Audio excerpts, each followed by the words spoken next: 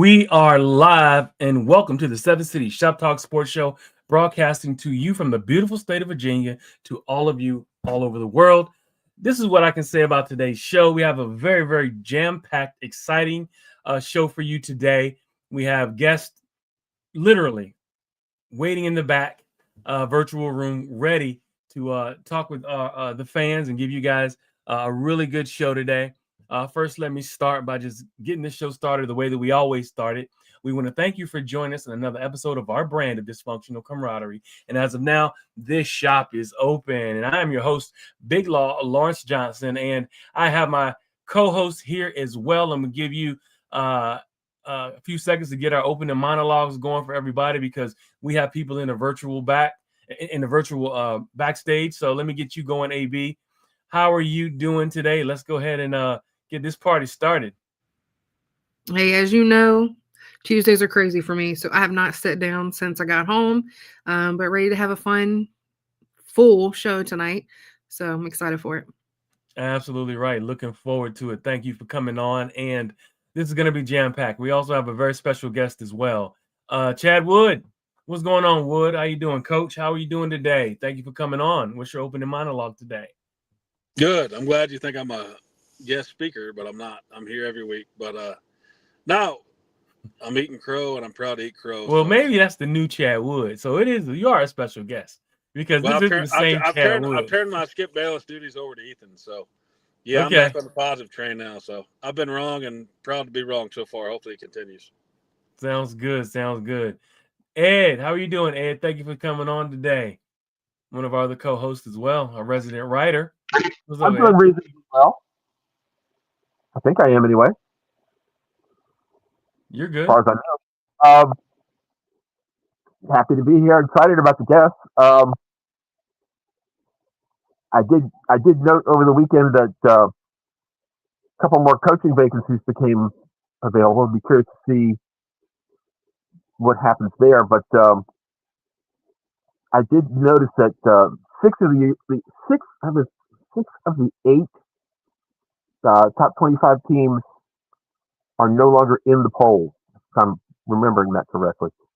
So, the Penn State was supposed to be number 2. Texas was number 1. I don't think either one's in the poll. I'm not sure if Indiana was in the poll and they're third now. I think they're third. So, still a lot of football left to be played. So, hopefully we get a chance to play some meaningful games in November and December.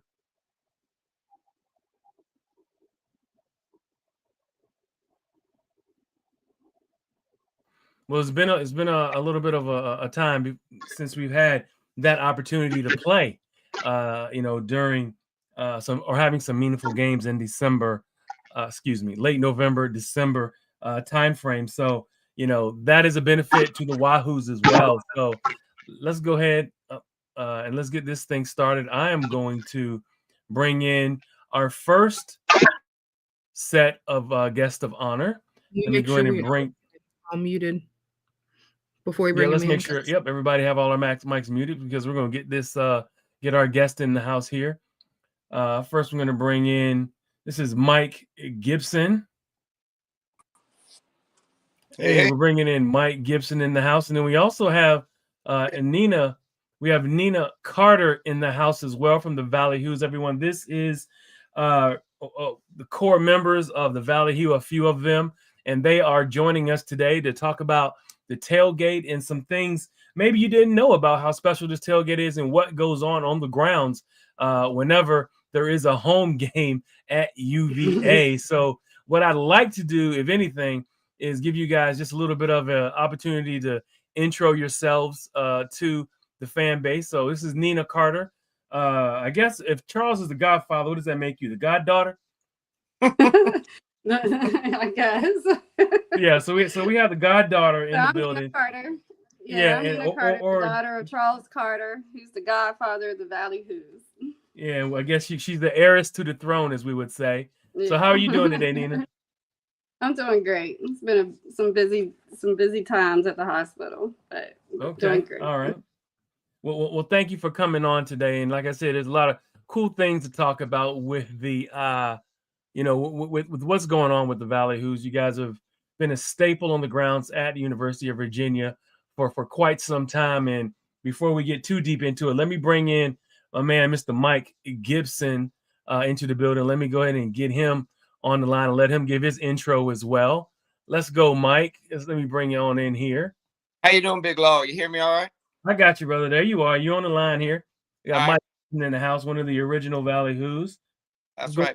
Well, no, I'm not gonna go that far. I'm not an original Valley Who. And Nina's more original Valley Who, but the Valley up and running for almost 30 years or something, 35 years, something like that. It's been a long So the Valley Who's been up and going since 1983. 83. So we've been rallying behind the Virginia Cavaliers with, unmatched spirit and unity since that time. It all started off with my father, who came over here for a game. He was dating this girl, came for a game, and he fell in love with UVA, started tailgating. And then it just kind of grew over time. And then I went to school here, and it just got even bigger. So, it's a special group of people. It's a really elected, passionate group of people. It's a family. We stretch from look at Charles. Speaking of the devil, look at Charles. Look, Charles is already interjecting. He's saying 45 years. How about that? He's starting to tell my age. That's not good. But yeah, it's a really elected group of people. We stretch from Roanoke all the way to Richmond. We have Stanton, Waynesboro, Stewart, Strath, Charlottesville. We have a lot of representation at the tailgates.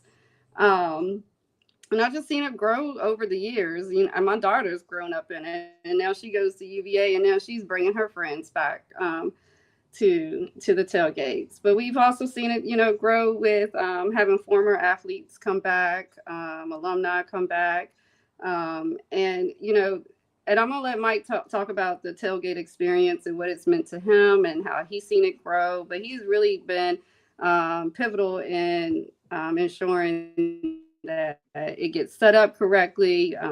He's there bright and early. So even though he considers himself not original, I think he's an original, and he definitely has stepped up to the plate and tucked the lead in carrying on this tradition. So Mike, you want to take it away? I mean, you're OG, Mike. You can't really say you're not an OG once you already, it's almost like the mafia. They say once you're a made man, you're a made man. There's no way taking that back. I think I'm a made man at this point. I've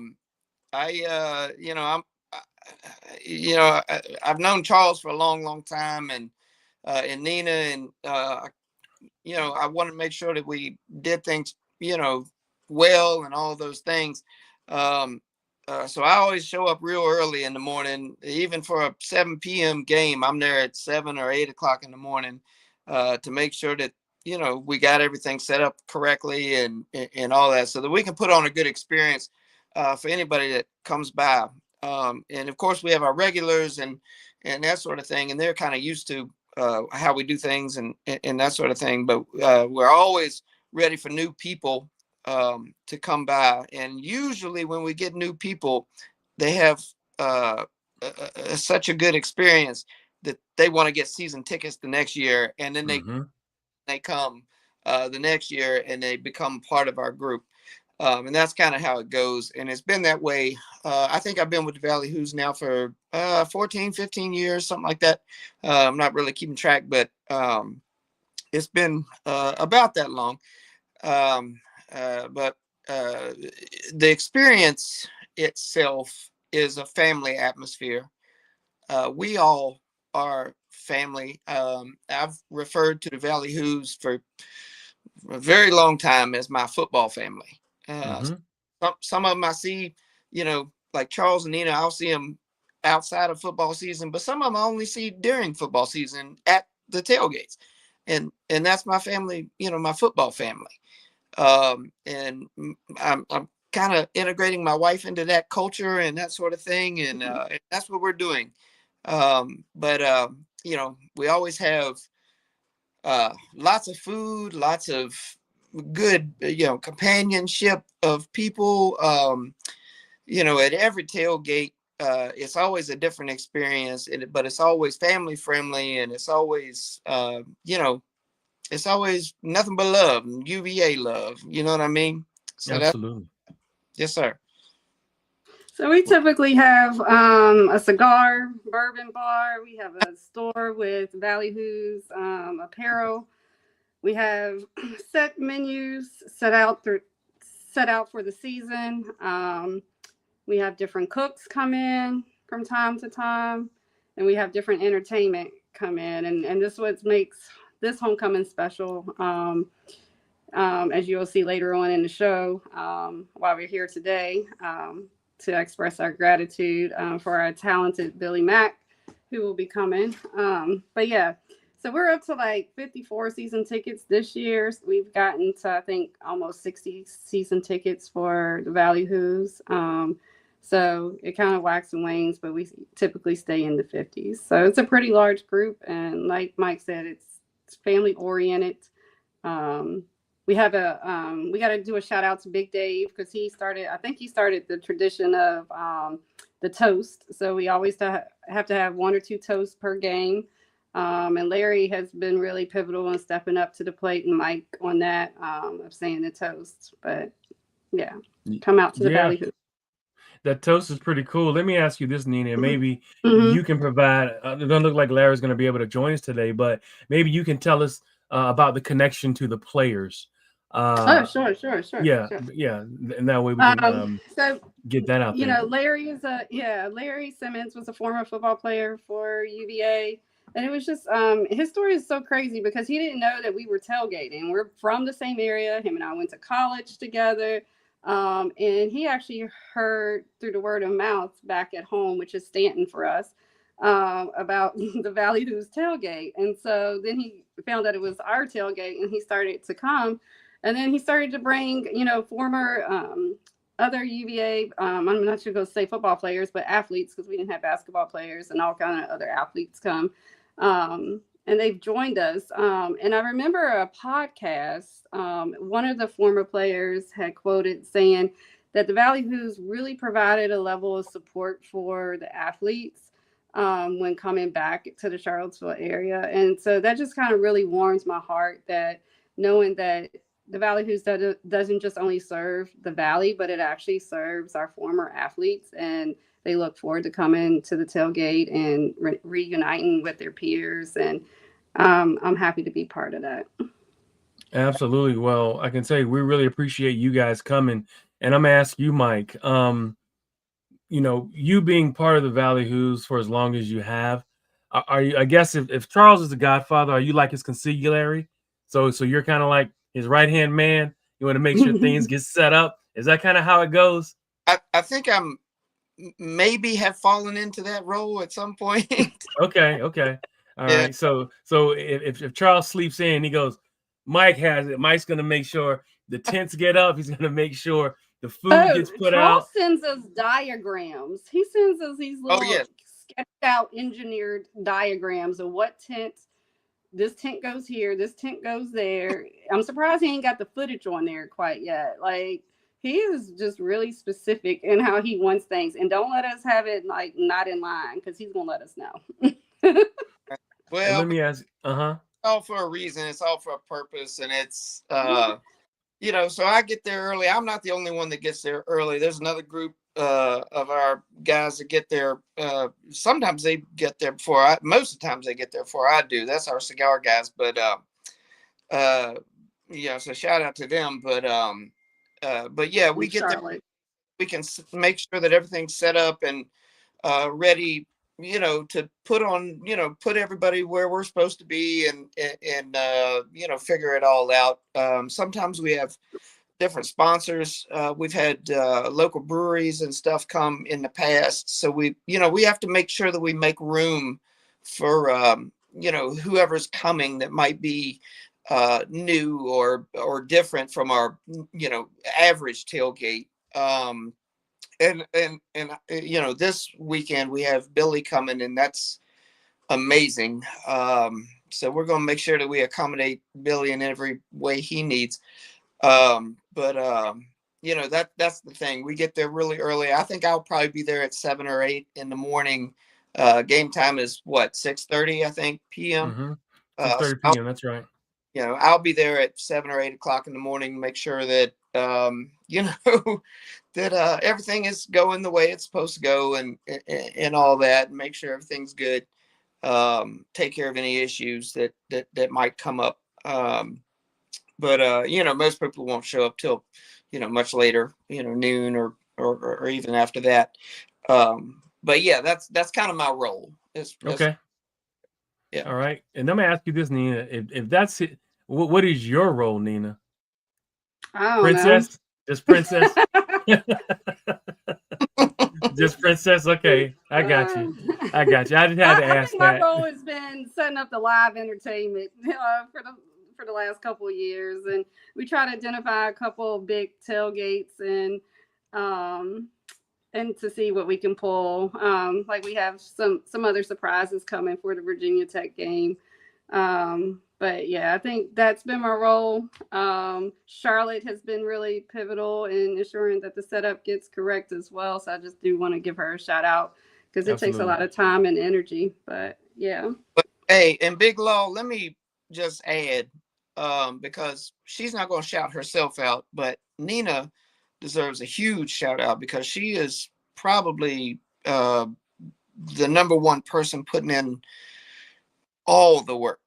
Like, she's putting in a lot of work to make sure that we, have what we need and setting up, future events and that sort of thing. So a lot of love to her. She's not going to shout herself out. So Thank you. Thank you. I appreciate it.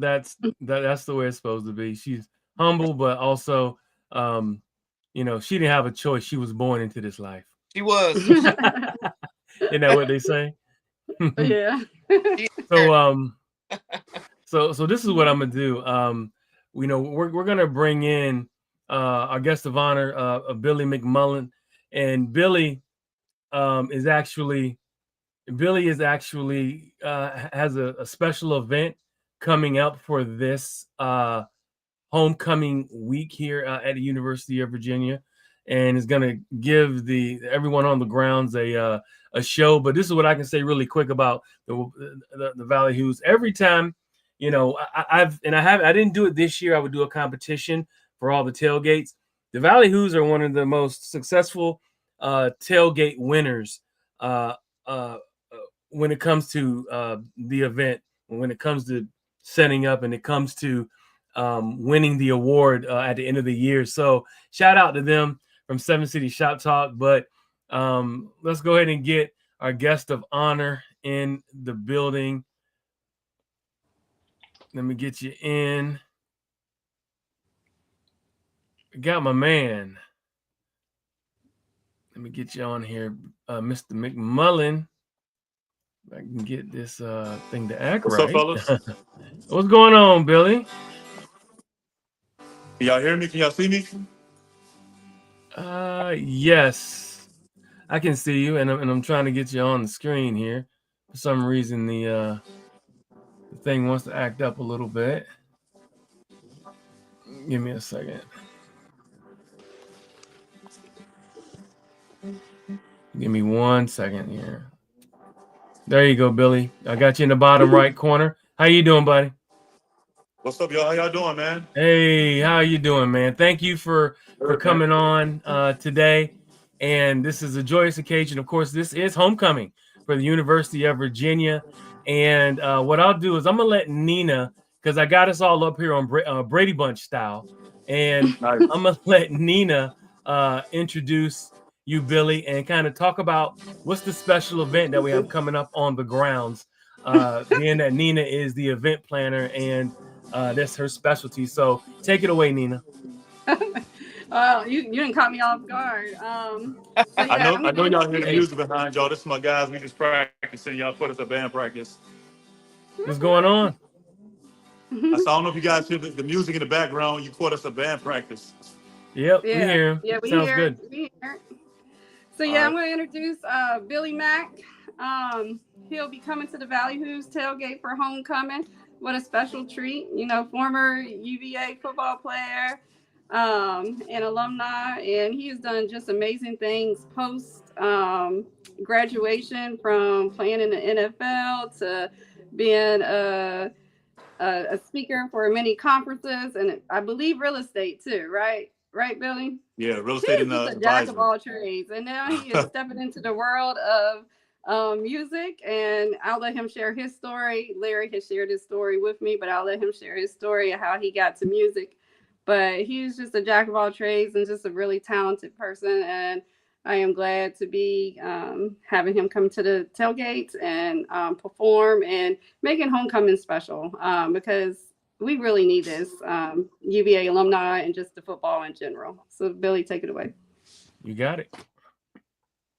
Yeah, so I guess this is my intro. Yeah, I'm really excited about being a part, almost coming home for a homecoming to come in a different capacity to share a little light on music and some heartfelt lyrics and just jam out with some of the alumni, some of my brothers that are coming back in town in terms of football players I played with. So this is pretty cool, man. I got my guys here who've been practicing for like the last 2.5 hours because we want to deliver some good songs to y'all while we eat, drink, and win the game. So we're looking forward to it.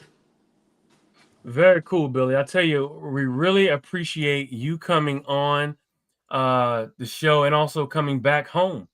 It's always special, whenever you get whenever the players come back home, you always, a lot of times people may not understand the significance of what it means when somebody comes back to the grounds and just kind of what that means. That means that you're pretty much you're proud of kind of like where you come from, and you're proud of That's your right. roots. You know what I mean? And you coming back and also giving. You're giving the fan base, the tailgate goers, something special, and that is a piece of yourself, which is your music and your team's music.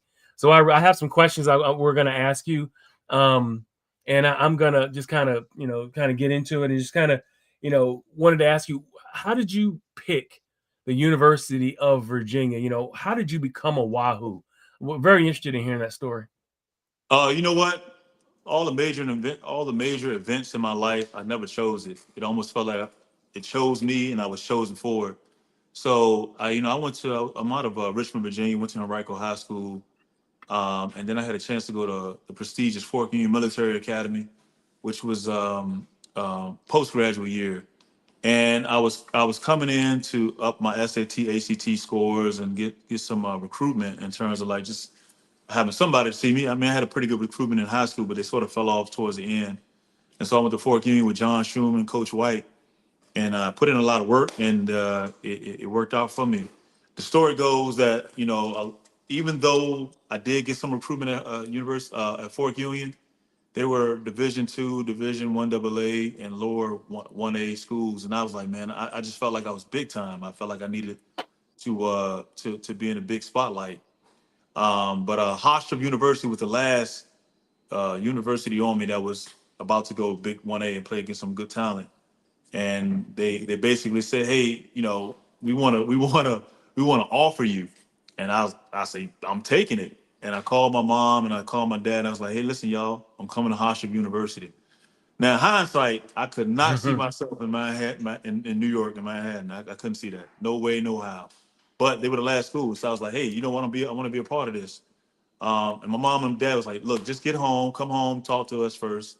So they picked me up to take me back to Fort Union, and I was just very excited, and I didn't know why.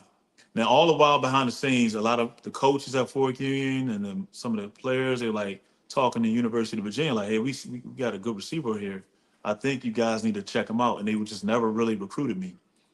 And I think they had me on like their big board, but they never really recruited me. But anyway, fast forward, I get back to school that night and I get out the car and I'm just excited because I feel like I made my decision for my career in college. And one of my buddies ran up to me. He said, hey man, guess what? UVA just called. They want you to come on a visit. And I was like, no way. Now, mind you, I was saying the whole year, the whole football year, that I was going to UVA, and they were not recruiting me. I was not on their radar. So Long story short, that Wednesday they offered me a scholarship, and I gladly accepted it. And I came to UVA with a big chip on my shoulder because I was like, "You guys should have been recruiting me, man." But I carried that through my career, and they saw fit to throw me the ball a lot, and I made the plays, and the rest is history. Absolutely, yeah. In history, what it was, man, you did a phenomenal job being a Wahoo and representing the brand, representing the school very well. Also on the next level, I know you played some on the next level as well, and did well there. So, continue on with the questioning. So, speaking of being a Wahoo, what was your best Wahoo moment? Oh man, it had on the football field. Let me see. I guess Well, you can give us both. You can give us like on field, off field. I say on field was probably I had quite a few. Maybe either beating Clemson down in Clemson. Well, actually a few of them, man. Throw them The out game, there. Let us yeah, hear it. the game winner I had at Maryland my freshman year. A lot of folks don't remember this, but at one point we were about to lose, and I dropped the pass prior, and so it was a good mental challenge game because we got back on the field and I scored in the back end zone. That was really cool. Beating Clemson my junior year down in Clemson, which was I don't think that happened in a long time, and then beating Georgia Tech at home when the fans rushed the Hook and field ladder. was really cool. The hook and ladder, the hook and Hook ladder. and So that was ladder. cool. Yeah. Yeah, definitely. Off the field, man, a lot of the experiences came around just being around my bros, my fellow teammates. We had some things I can't share with y'all on here, but we had a bunch of fun. No, we were some upstanding young men, but we had a lot of fun, man. Just holding each other accountable and living and growing together. It's not one moment off the field that I can remember, but we just had a lot of fun. I thought it was pretty cool that at Charlottesville that it was a city within a city. And as a young man, I really thought it was cool because the Sabres were in the street. I was like, wow, a school has its own logo in the street. This is amazing. That was one of my cooler moments when I found out about that. But yeah, just living and growing with my guys at the school at my time at UVA was a very, very special time in my life. And every time I come back to UVA, it's always magical. And so I make sure I'm not up there all the time because every time I want to come up there, I want it to be a magical moment. So UVA is near and dear to my heart. We got Eric Thomas in the chat there. Eric says, Eric to Billy says, what a play, wreck Georgia Tech. Okay. Yeah, Eric is in the press box with me. He's an alum as well of University of Virginia. Nice. So let me ask you this as well, Billy. What are you doing now in your second act, man? Talk to us. Tell us what you got going on as far as the I guess reinvent. We always have to reinvent ourselves moving forward, right? Because if you're not, you're moving backwards. So your new reinvention of the new Billy McMullen. Tell us what you got going on in your second act. Yeah, the second act it was a journey coming out of the NFL. That being what you've done, what I've done since sixth grade to 30 years old. You try to it's the waters are muddy trying to figure out what you like and what you're really passionate about. One thing I quickly realized is I enjoy storytelling. I really enjoy storytelling and I enjoy people's story, and I enjoy helping people get to their end goal. And if I always say this, if I can have a conversation with someone that we never meet again, we never talk again, never see them again, but I left them with an imprint in their life where they skyrocketed and got to their desired end, and I've done my job. And so everything I've done from that point to now has been about that, whether it's been in finance, whether it's been motivational speaking, and now music. And so music is super important to me because I didn't choose it. Just like I really didn't choose football. I didn't choose UVA.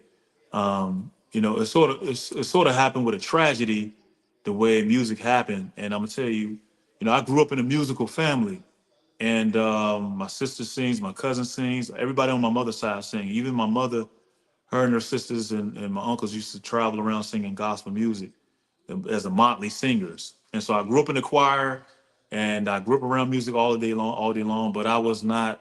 I tell you, I'm lip singing in the choir. I'm faking it till I make it. My mom used to have to come out and pinch me because I wouldn't sing. But but I didn't have a real true passion for music at all. And my mom was my best friend, and I lost her to COVID October 17th, 2021. She died on her birthday. And that was, you know, I've heard before people talk about heartache and heartbreak, and you don't know until you know. And it's a physical thing. And I was truly hurt. I'm still hurt. It's my Sorry to mom. hear about that, bro. You know, yeah, I appreciate it. And I was truly hurt, man. I was just searching for something to grab upon and some type of foundation. You know, your faith is tested, your your confidence is tested, everything's tested. When you lose somebody that close like that, you know, you don't know what to aim, you don't know who to pray to, you don't know where to go. And Hold on one second, Billy. Looks like we got a technical difficulty. It looks like we need a little bit of a mic check with you. We want to hear your story. Looks like your signal. My signal's getting weak. Hold on. Yep. Is this better? Yep, it'll get better in a second if you're going closer to the source. Man, okay.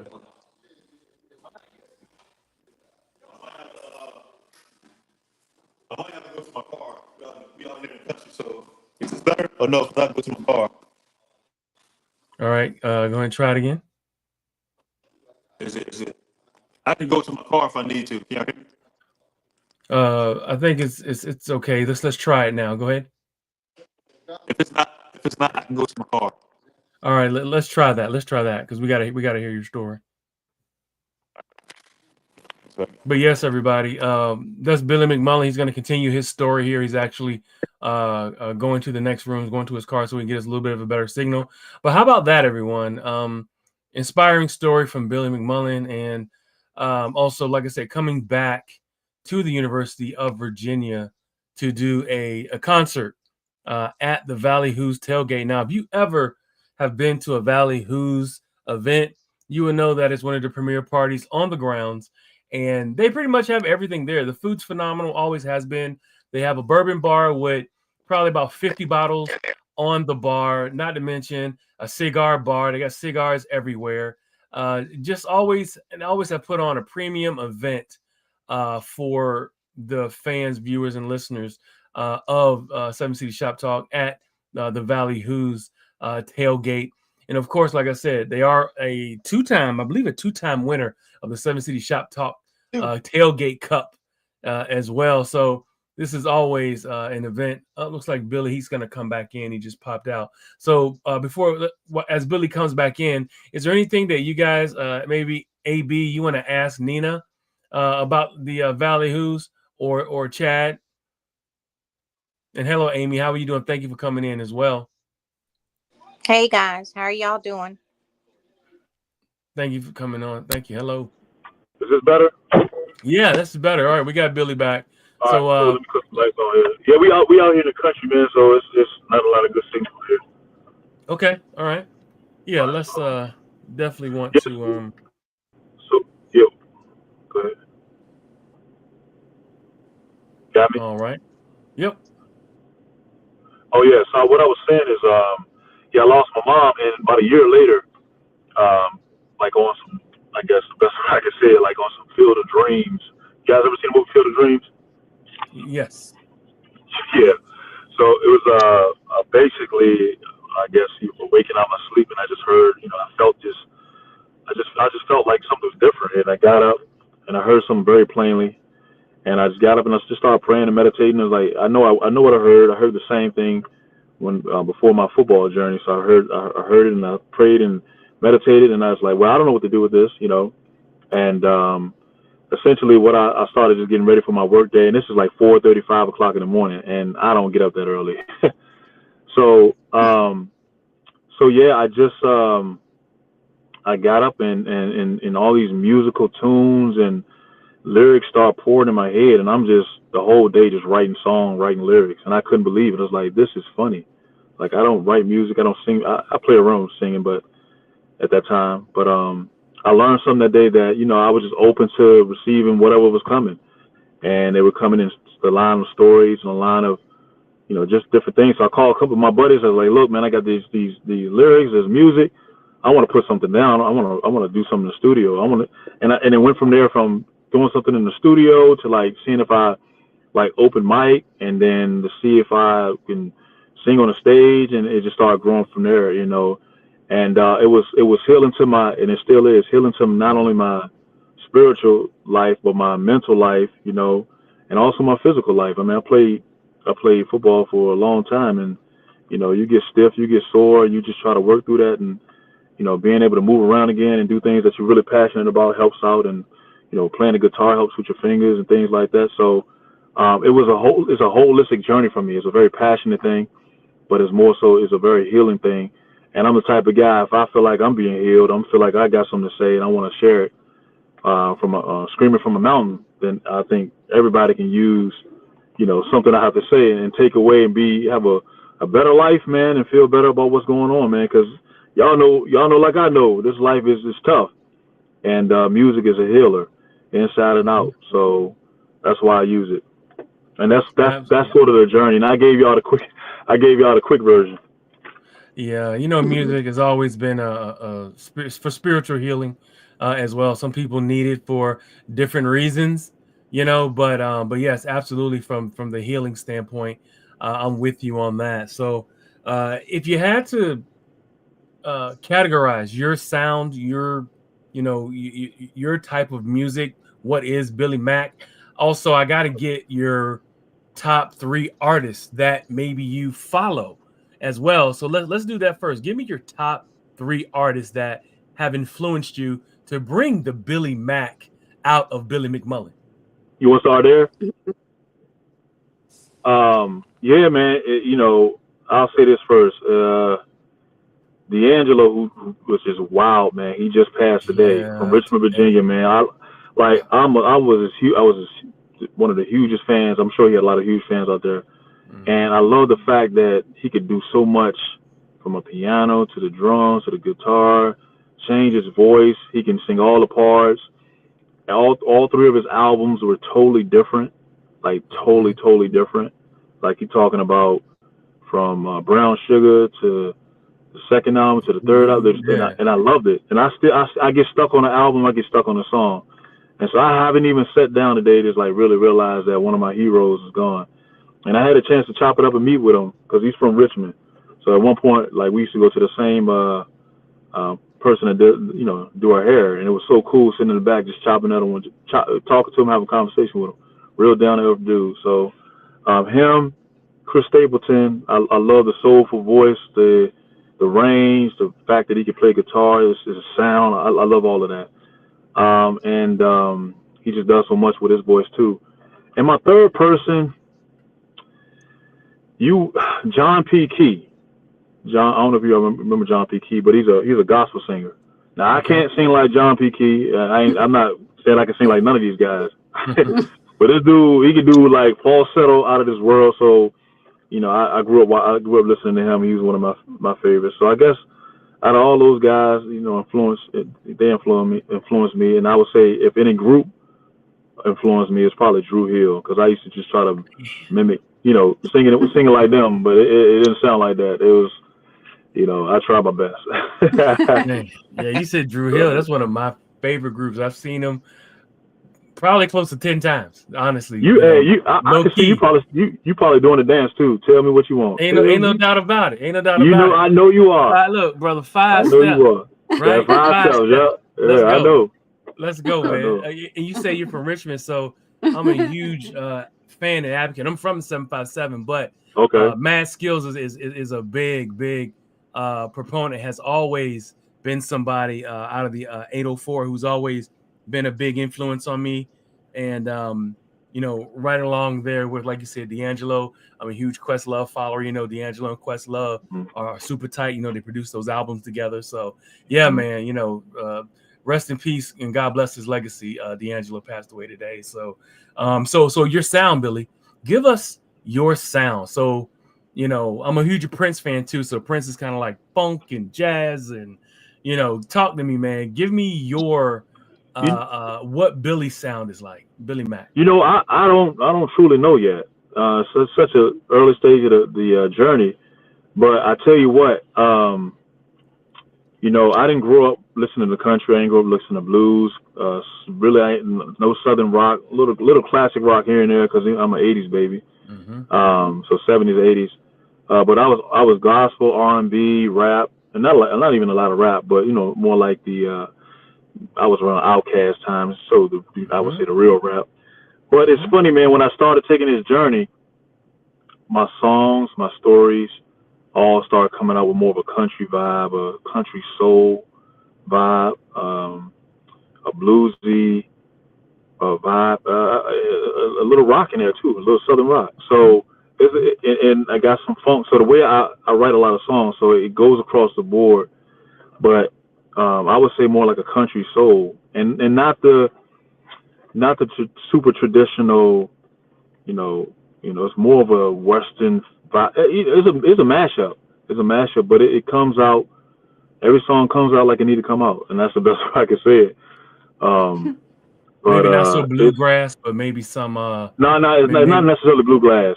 But I tell right. you what, some of my songs I've written, I fiddle with some of that stuff, like just to add it in. That's what I like about music. It's very creative, man. I want to take this piece from that, take that piece from this, take this piece from this. Hey, let's see if we can make this sound like this, and then you make it your own. But that's the cool part about it. So I guess if anybody's asking, I sort of identify with the country soul. So country Appreciate soul. that. Which country soul right now is on fire. You know, Yeah. Where them fans at? You know what I mean? Well, You I know, wouldn't say my sound in that space, and I love that not space. quite But that. it Okay. ain't even quite. It ain't that at all. I know what you think about. It's not that. It's more of a. And I'm not comparing myself to this guy because he's an echelon. It's more in the range of like a Chris Stapleton, but it moves in different areas. Sometimes it get a little Okay. more funky, more R&B.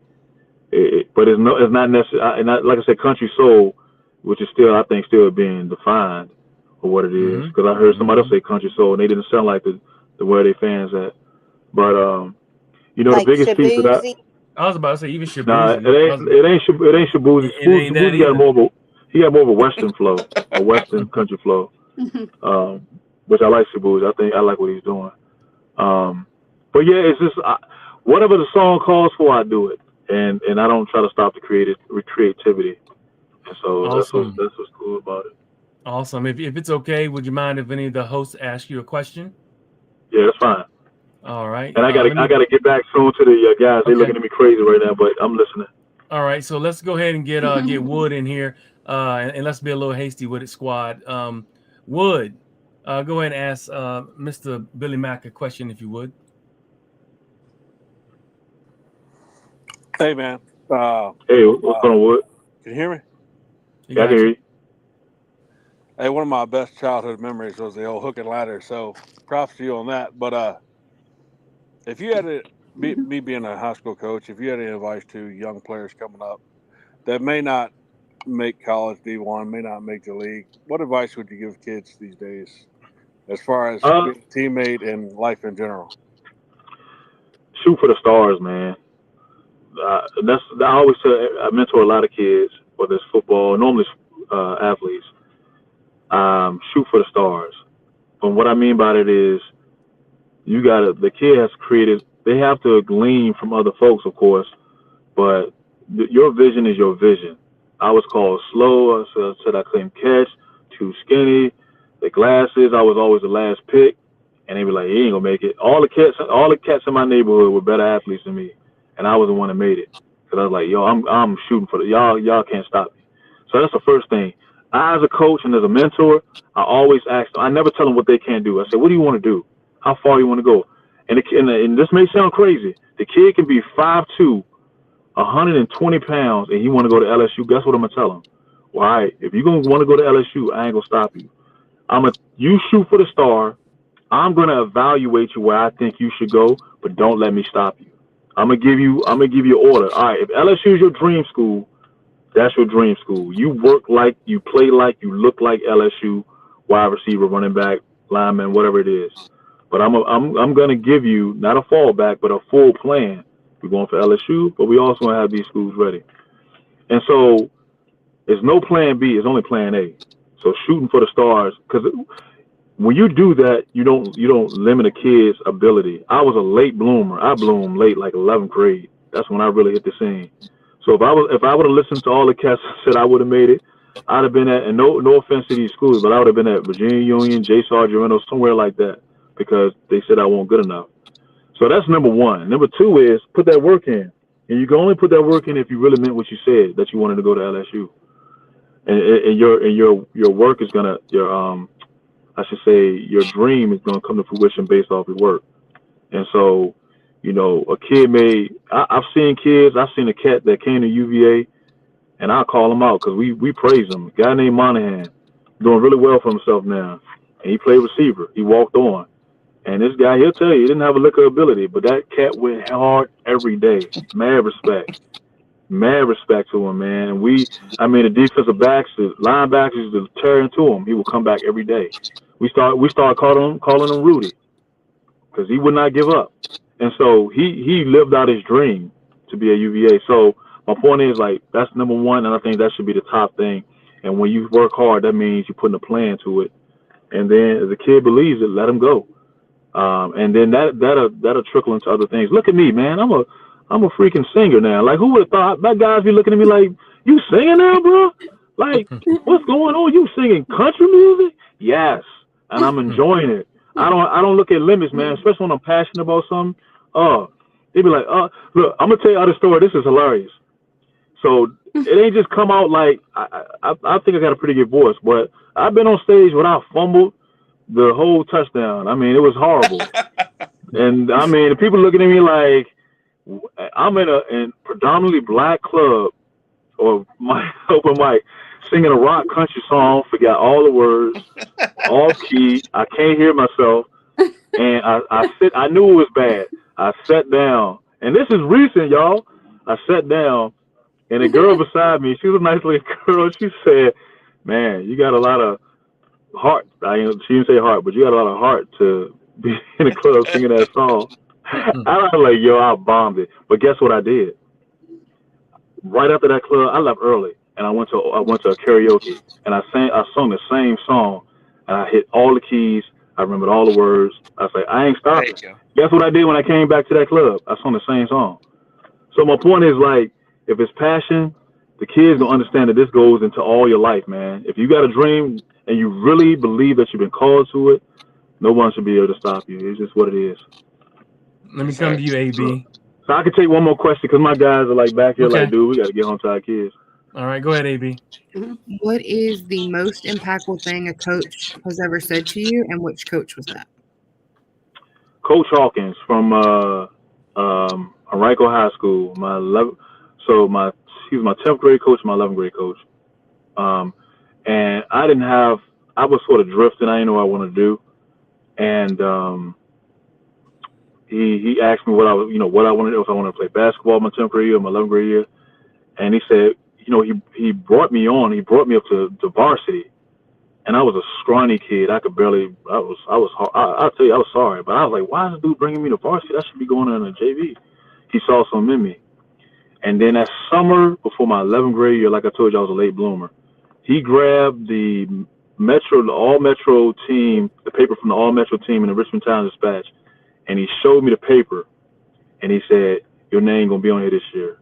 Your name going to be on. And I was like, really? He's like, yes, your name's going to be on here. And then he proceeded to kick my butt. Like, we worked hard all summer long. Like, the first day we worked, we ran 400s, 200s, stadium stairs, some sprints, lifting, and I ain't show up for like 2 weeks.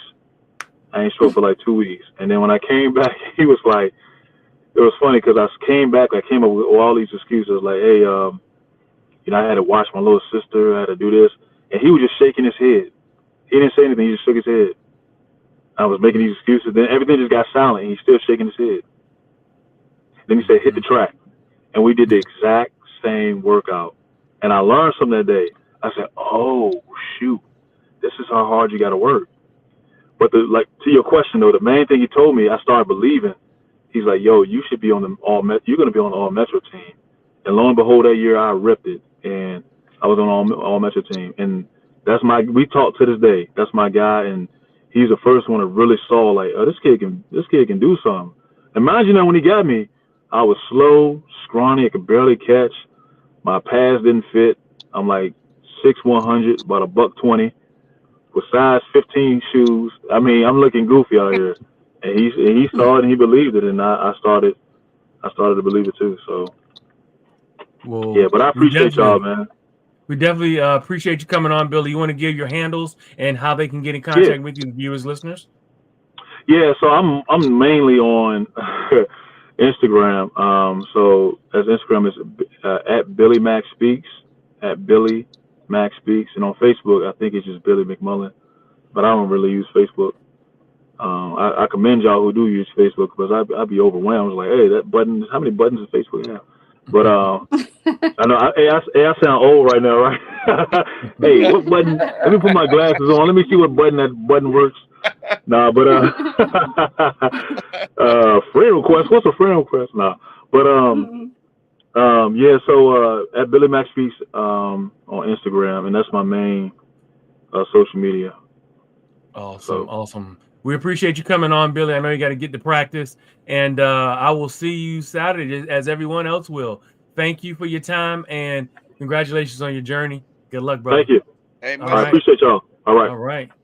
That is Billy McMullen, former Wahoo player, coming back to the grounds for homecoming to put on a special show at the Valley Who's tailgate on the grounds at the University of Virginia.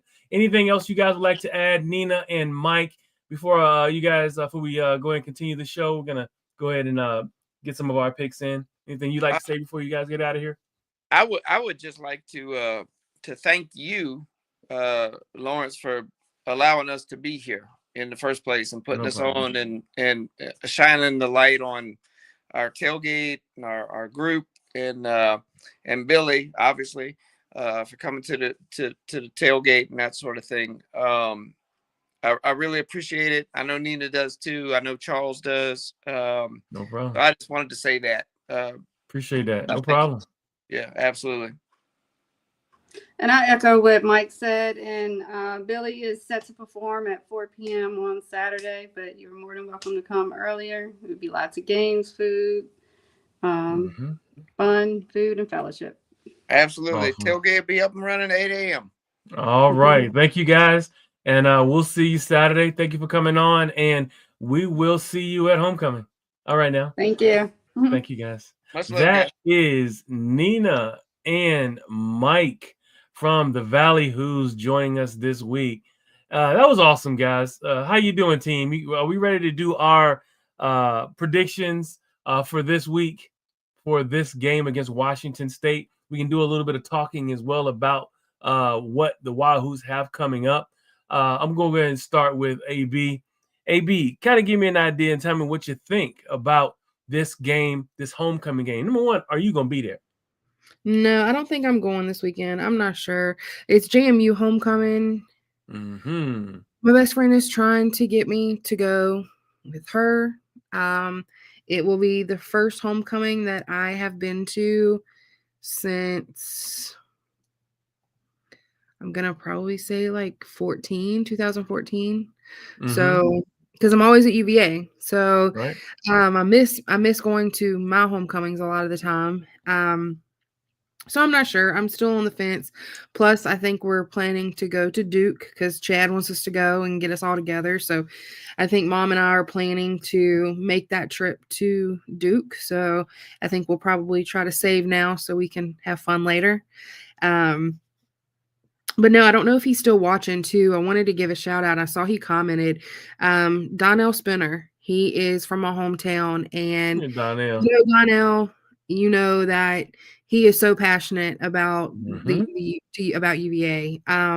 He hangs out with my brother a lot and watches events. And the last game we played, him and Lucas were at a restaurant called McAdoo's watching the game together and just seeing how excited he is. I love his passion, and I just wanted to give Donnell a shout out tonight.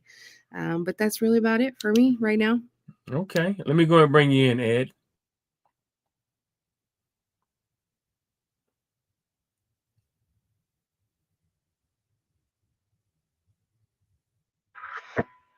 Okay, much better. Oh, What was the question? I'm sorry.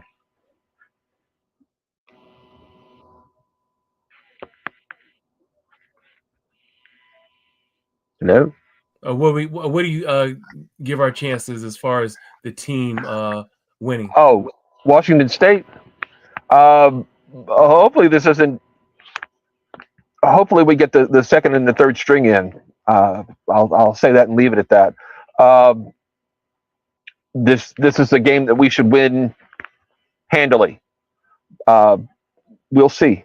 I've you know I don't mean to seem a Debbie Downer, but I've been a Virginia fan too long to just think, okay, we've got this now. Show up, play our game. I think we'll be all right. So, probably 41-17, something like that. Okay. All right. Now I'm gonna give Wood a different question. What will the Cavaliers' record be? Uh-oh. At the end of this year, before bowls, before anything else? Well, I said 5 wins. I think that's in the rearview mirror. Yeah. I don't know, man. I think we're favored in the rest of the games, maybe minus Duke. And Tech is Tech, so that's a tough question. Mm-hmm. I might say 10 wins at this point. What? That's heavy. Who are you, and what have you done with Wood? Chad, is that you? Like, can you go like this to make sure you don't have a mask on?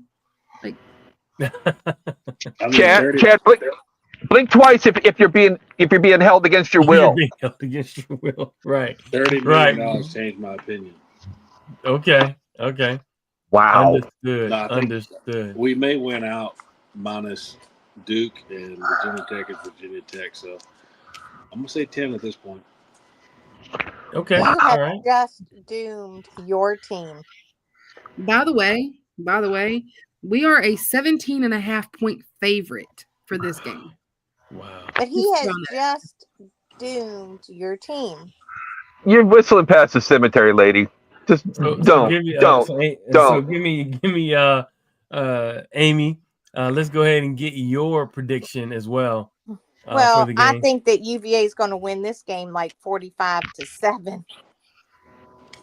Okay. All right. But Chad, you better be saying some prayers, Bubba, because you just did something you shouldn't have done. Oh my goodness. Oh my God. Well, I can tell you, I think that she's down to chicken bones and tea leaves.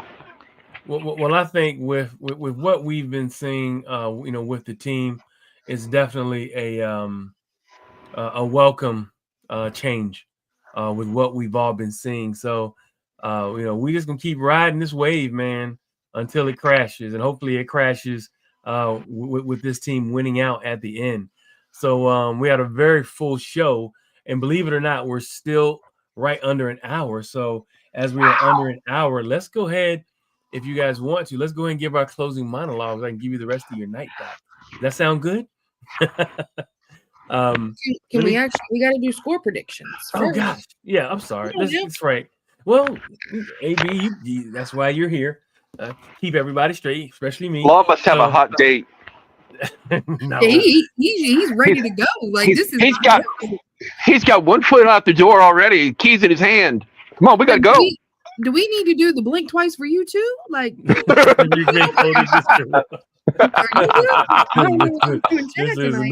is a hostage situation. So all right. So let's go with you, Amy. You said what, Amy? You said 45-7? Yep, 45-7 UVA. All right, we got you. Let me come to you, Ed. Go ahead and let's get your score, Ed. What did I say? 41-17? I'll stick with that. Okay. All right. Do we have players in the game? I'm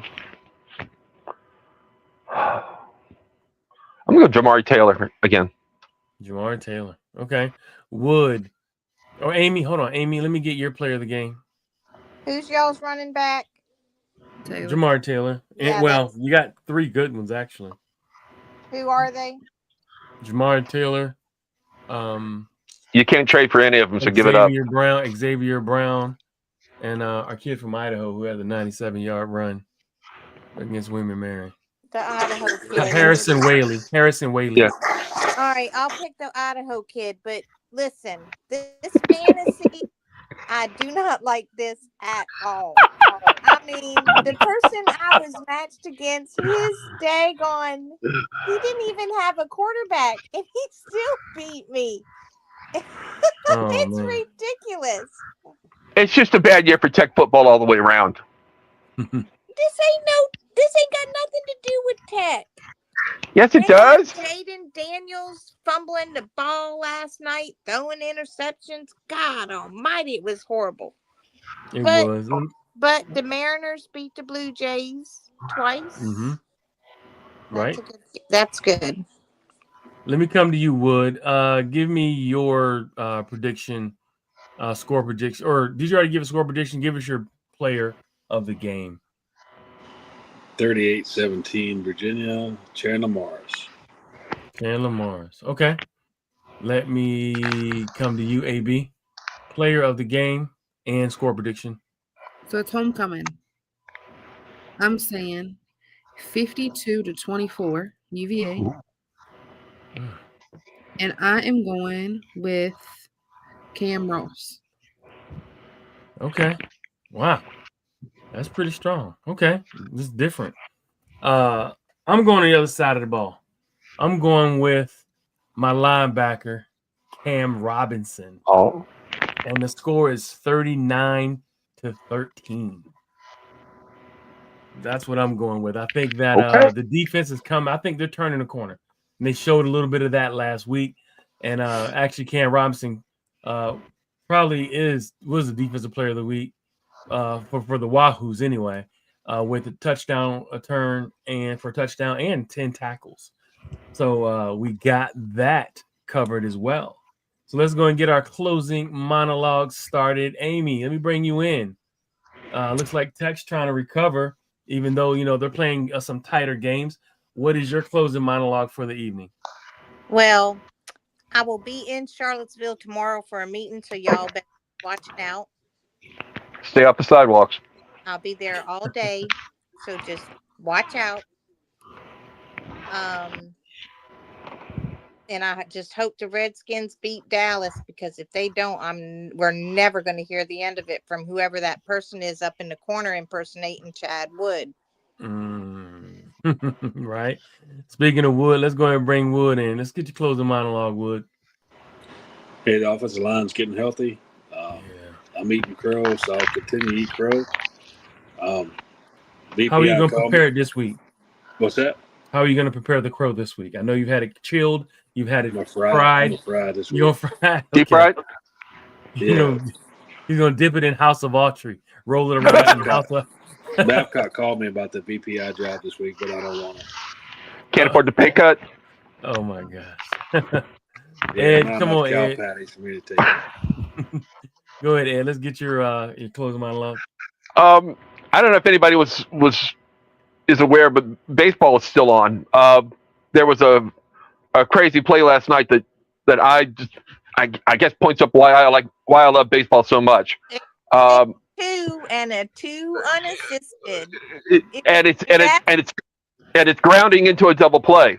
The best play I have seen in about 20 years. The best. And the scary thing is that whole game turned on that one at bat, because if you look at the replay, the center fielder actually brought the ball back. It could have been a grand slam. Yep. Instead, it's a double play. Yep. So it's just, that's why I love baseball, because I've never seen anything like that. I probably won't see anything like that again anytime soon. But if you blink, you can miss a lot of stuff. Some really neat, really athletic plays. So. Well, Otani has been struck out twice tonight. I'm watching the game now.